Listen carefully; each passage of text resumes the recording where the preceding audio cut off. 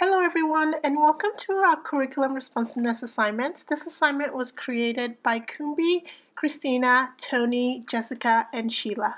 For our assignment, we were assigned student populations by Dr. Grody, and after a short survey, we decided to choose student athletes, which is a subpopulation of students that has been studied for years, particularly looking at impacts and trends related to their ability to persist and complete in an outcome-based educational environment. We further decided to look at regional community colleges and compare best practices and student success theories to practices on campus. We decided to choose Whatcom Community College, WCC, located in Whatcom County in Bellingham, Washington, a college that has an annual enrollment of about 11,000 part-time and full-time. WCC Athletics offers men's and women's soccer, men's and women's basketball, and women's volleyball. It is under the Northwest Athletic Conference. It has approximately 75 to 100 athletes each academic year.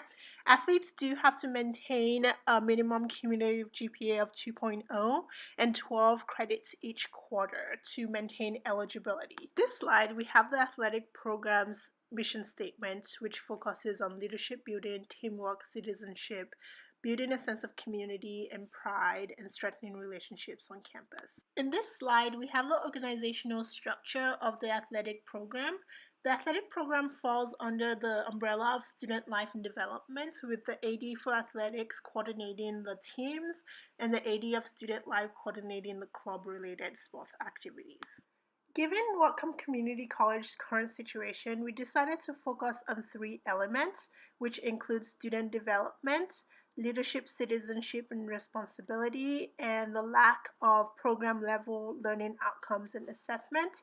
And we're also going to tie that looking at the student, the institution, and the department. The first theory we looked at was based on a study done by Emerson, Emmett, and Kuster, 2016. This was founded on Austin's theory of student development, particularly the input environment output model, which looks at the nature of the educational environment students come in contact with and their characteristics, and what the institution can do in order to make sure that students are engaging in the most effective way. In this study, there were three findings that we found, and the first is that intercollegiate sports can foster community inside and outside the college campus.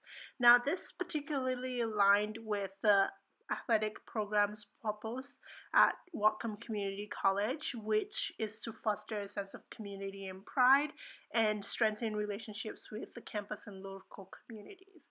The second finding, however, in this study was that athletic spending continues to increase in each year, and expenses for athletic programs can inhibit the quality of spending on other products, thereby limiting the athlete's ability to engage in other activities for student success. Now, this correlated with what we found at Whatcom.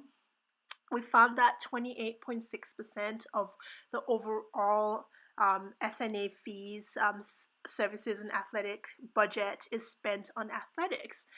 In 2016-2017 alone, over $160,000 was spent on athletics teams, and 88,000 plus was spent on administration, and that excludes coaching, facility fees, and etc. And the revenue is not that great compared to the amount of spending that's going into it.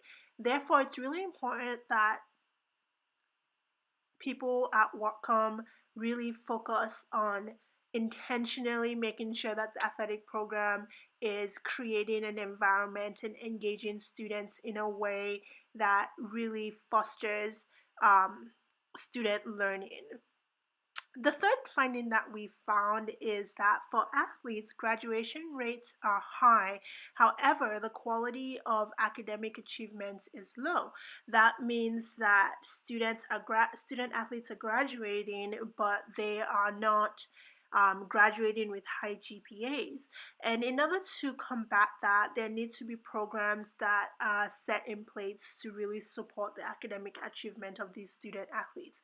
Now, at Whatcom, we found that there is things like that in place. For example, part of the work plan for the athletic department discussed creating student success classes to support athletes in their educational career. There are also athletes have to go through a program called AIM, Achieve, Inspire, and Motivate, which provides personalized coaching, advising, mentoring, tutoring, and more to student athletes.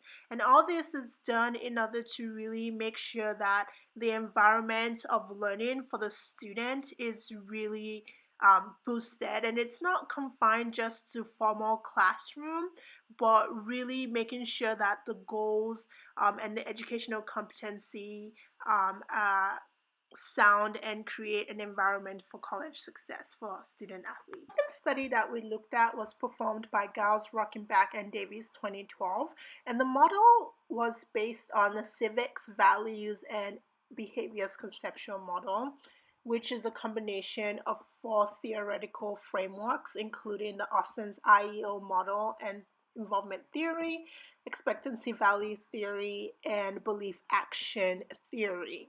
Now, the study found that participation in sports is associated with civic responsibility, and civic responsibility was defined as social activism, which is a student's involvement in reducing pain and suffering in the world and influencing social values and political economic structures, and charitable involvement, which involves volunteering and donating money, participating in food drives, and such. The first finding in the study found that participation in civic responsibility among athletes promotes student learning and personal development in areas of leadership, critical thinking, and positive self-esteem, and also valuing diversity, equity, and inclusion.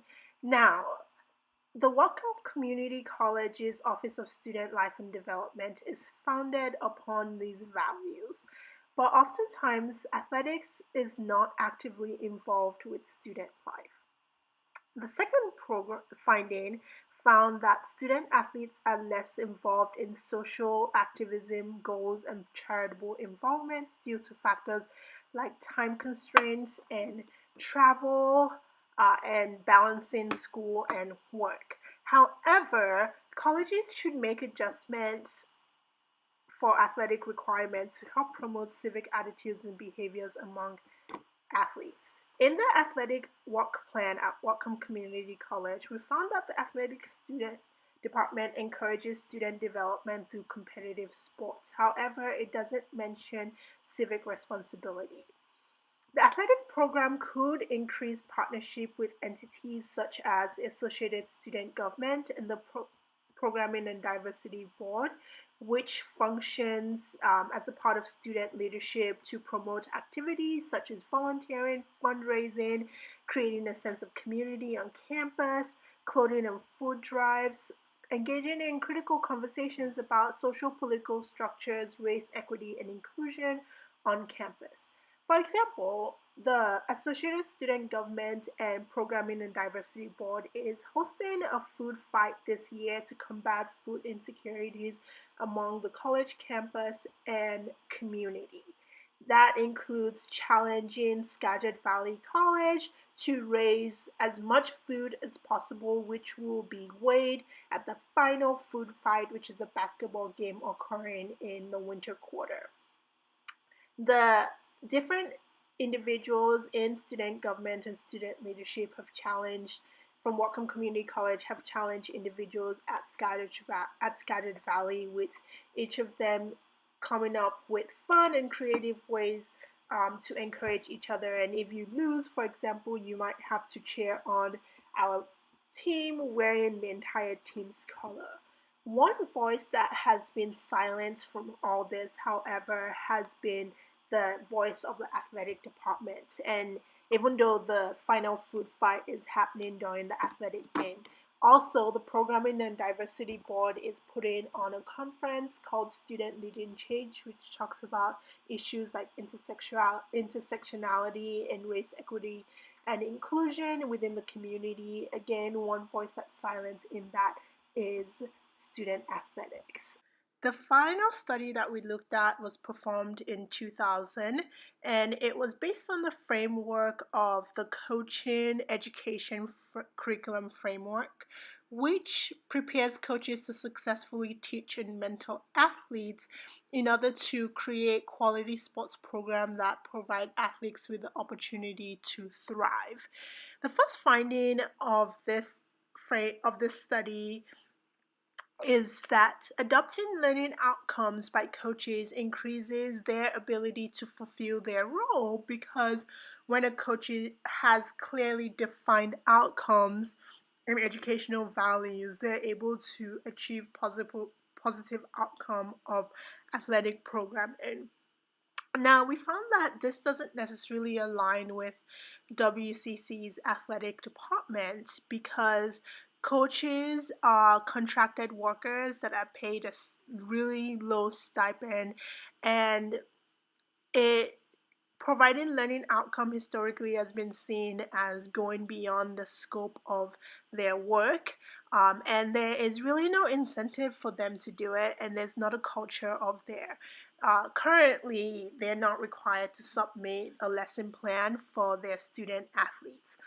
Also, the second finding found that learning outcomes and values, when they're rigidly enforced, they become dogmatic and devoid of meaning and purpose. Therefore, the athletic director, and since that position is open, and whoever is coming in will need to really encourage coaches and develop that culture, and that expectation in which coaches can develop and implement and assess their program level outcome and really figure out what that means for them and what the purpose is for them. In conclusion, we were able to identify three main theories and frameworks to enhance the athletic program at Whatcom Community College.